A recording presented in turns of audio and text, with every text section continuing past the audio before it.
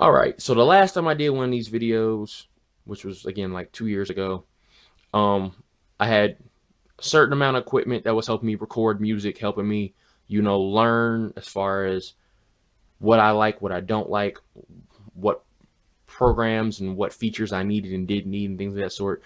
And I didn't have all the means to get everything right then and there, but as anybody who runs a business or does something they like doing, you learn stuff. You eventually find out, okay, at some particular point, I need to add this and add this and add this. So this is going to be a short, hopefully a short video, just showing you what I used to use, what I still use, and what we upgraded to. So let's get that started. All right, so this is Acid Music Studio 10. When I first started recording when I was in school, I actually started with version 6 just to get something simple, intuitive, really quick for me to start learning the basics of DAWs. And since I'm more of a PC guy, this is what I stuck with. It's got a lot of loops on it, so for people who do loop-based stuff, that's what you can use. This is a SoundForge Audio Studio. This is also the 10th version. This is my first bit of mastering equipment. This is just helping me learn with the basics of mastering as well. What a lot of people don't know is a lot of the basic stuff in mastering you can do in this. You can also do it in your DAW to kind of save you some time. The next piece of equipment that I have, I've had this since 2005 as well, is a AKG C2000B microphone, cardioid condenser. Look, I just like this microphone, okay? It's basically been the only mic I've used, and even though I'm gonna buy a couple more, this will probably be the primary one that I use most of the time. That's just the mic cord that came with it. Actually, I take that back. This one didn't come with it. I had to go buy it extra when I bought the mic. Like, I bought the mic as part of like a holiday bundle, but it didn't come with the mic cable, so I had to go buy a mic cable on top of it. But this is a nice mic cable. You want to try to keep the cables as short as possible, though. Next piece of equipment, got this for my birthday in 2007. As you can see, these are Studiophile DX4s, M-Audio, desktop powered monitor speakers. These joints go hard. I hear everything on these things, and they can get really I actually one time was recording a track on these while I was in school. I was going to OSU, and I got a complaint for it, so that's how tough those go. This is the second piece of equipment I ever bought. This is a mobile pre-USB preamp audio interface. When I bought this, I knew I would be serious about recording, so from that point on, it has worked for me for 10 years. But it was time for me to upgrade this year, and this is what I upgraded to: the Steinberg UR22. Went from 16 to 24 bit, went from 48K to 192K. Also has the MIDI ports in the back. Everything else that's on it is pretty much the same or pretty much standard to what I've already been using, but those two upgrades were major.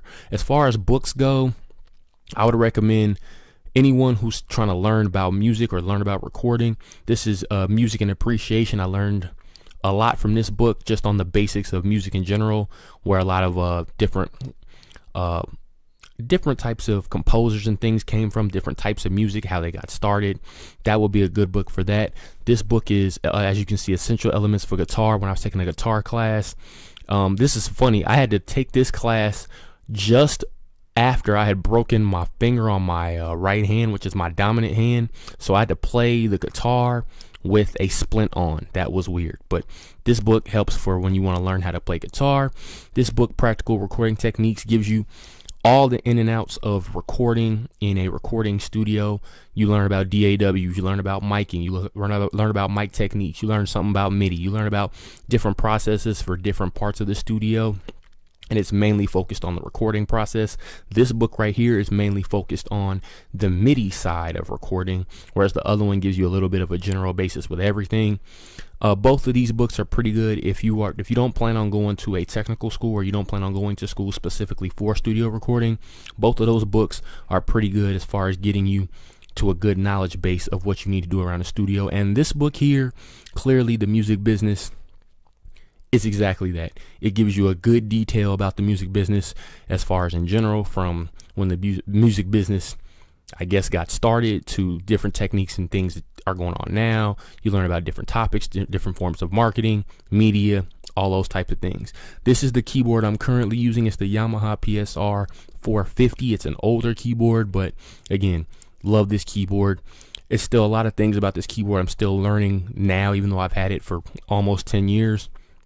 It's got a lot of sounds, but if you don't have a Triton or something like that, this is a pretty good keyboard to go with. And this is the first piece of equipment I ever received. Got this for my 16th birthday. It is the PSR 340 by Yamaha. And even though I don't use it as much now, it's still great with bass and percussion. I will break this out from time to time because the sounds are warmer, some of the sounds anyway, than the 450. And this is the laptop I'm using. It's a Lenovo. It's on Intel Pentium, Windows 8. Most people sit there and say you should use Macs. I've used Macs and PCs. You really can't go wrong with either one, but I'm more a PC person. So that's it. That's my studio. And thanks for checking it out. Stay tuned.